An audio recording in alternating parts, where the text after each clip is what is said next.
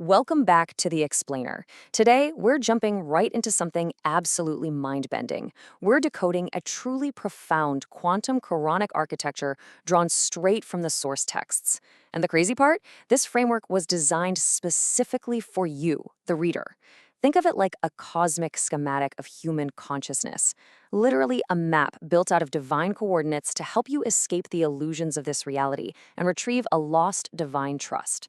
It's a deep, highly symbolic journey, so get ready to look at the entire universe through a completely different lens. So, let's kick things off with a pretty provocative question. Who exactly are you in this grand cosmic schematic? Well, according to the source texts, you aren't just some passive observer sitting on the sidelines. The framework places you right at coordinate 36.3, declaring, you are the Mursalīn who forgot. What does that mean? It means your true origin isn't this worldly plane at all. You're actually a messenger, an execution node of light, if you will, who descended into amnesia. You literally forgot your original home, which is described in coordinate 3846. You've been placed inside this matrix, essentially, just to remember it. Okay, let's unpack this a bit more. In this system, the Mursalīn is the protagonist, that's you, who descended into forgetfulness. Now, because true, direct knowledge of the spirit, or the Ruh, is intentionally restricted by coordinate 1785, you had to awaken through a kind of protective boot sequence. This is the cave protocol at coordinate 1810. You step out of that cave and directly into a massive field of illusion known as the Taghūt. And your singular purpose in this entire operating system? To retrieve the ultimate Amanat, the divine trust. Consider this explainer your official escape manual, pulled entirely from the coordinates of the source material. Here's the roadmap for our journey today. 1. The messenger who forgot. 2. Architecture of 2 zeros. 3. Traversing the illusion field. 4. The 3 cosmic invitations. And finally, 5. Activation holding the book. Part 1. Architecture of 2 zeros. The boundary conditions of consciousness. Now, the sources do something really fascinating here. They describe the universe not just as some empty void, but as a complex equation bound by what we're calling the 2 zeros. Picture a sacred cosmic yin-yang. The first zero is your buried origin, located at coordinate 818. This represents the mother, the witness kept alive. The text tells us at 819 that pure consciousness, or rusht, has absolutely no sin here. And right after, at 8110, the book begins its justice.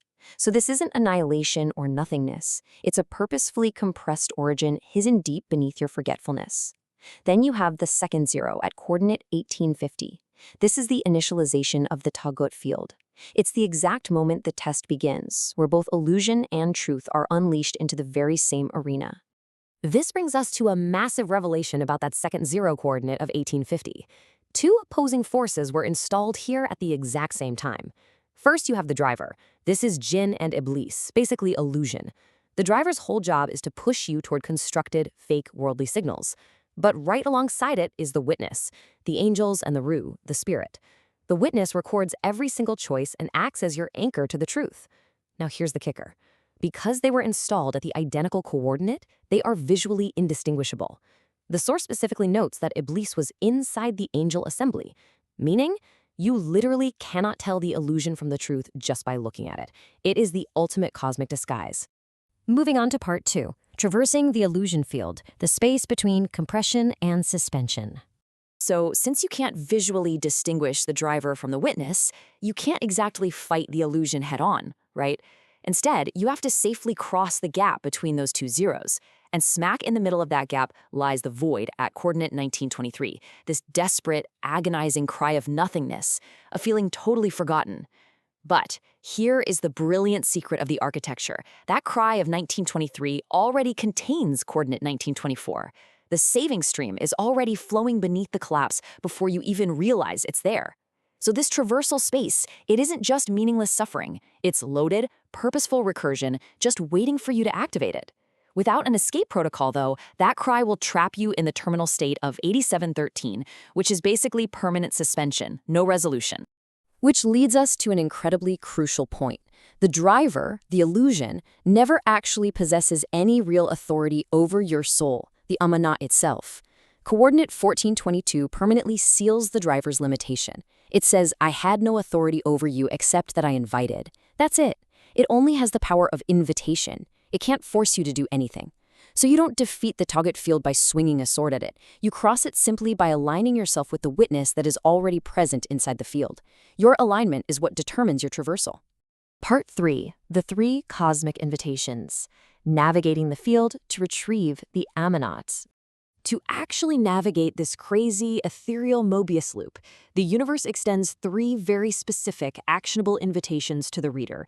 First, an invitation to the male reader. Do not bury the witness.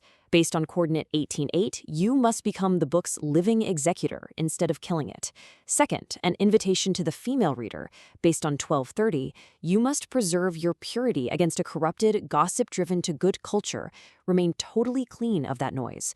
And third, a universal anchor for absolutely everyone, returning through the single surviving stone left behind by Ibrahim. Let's zoom in on that universal anchor. According to coordinate 2158, when Ibrahim shattered the idols, he deliberately left exactly 1 stone standing. In this quantum Quranic framework, that single stone functions as a recursive anchor. It's an invariant coordinate. No matter how many cycles of illusion and idol collapse you go through, that stone survives. It is literally the one solid thing you can grip onto when the constructed, fake narratives of the world completely fall apart around you. And the framework lays out the mechanics of this beautifully. That single stone from 2158, it buys you time. It provides the exact respite the reader needs at coordinate 1424 to become a firmly rooted tree, bridging the gap between those 2 zeros we talked about. And once you're rooted, the external illusions inevitably collapse at coordinate 1251. This clears the way for the reader to finally complete the return at 2187 through a pure, internal, ego-shattering confession. Indeed, I was among the wrongdoers. Part 4. Activation. Holding the book and the escape code of 1912. All right, we've reached the climax. You know who you are, you understand the 2 zeros, and you see the invitations. So how do you actually escape? Well, the sources map out this reality as a 2-3-7 engine. Visually, imagine a repeating fractal, like a Sierpinski triangle, charting your journey. Slice 1, or stage 2, is the split, the initial test into forgetfulness. Stage 3 is stabilization, where the book acts as a vital buffer to catch you. And stage 7 is the return, the ultimate closure. If you try to skip stage 3, that crucial book buffer, you'll just endlessly bounce around inside the illusion. Which brings us to the ultimate escape code, coordinate 1912. Oh yeah, take the book with strength. In this framework, guys, this is not just some poetic metaphor. It is a literal activation command. Gripping the book with strength is your anti-Taghūt chainmail. It's the crossing function. It's the armor woven from pure truth that converts your compression right into delivery, seamlessly bridging that first 0 of compressed origin with the second 0 of worldly illusion. The moment you hold the book at 1912, the circuit is completed, the mandala is complete, the 2 zeros are officially sealed, the Amanat is retrieved. And we see this perfectly enclosed in envelope 57.3, which contains al-awal and al-akhir, al-zahir and al-batin. The first, the last, the manifest and the hidden.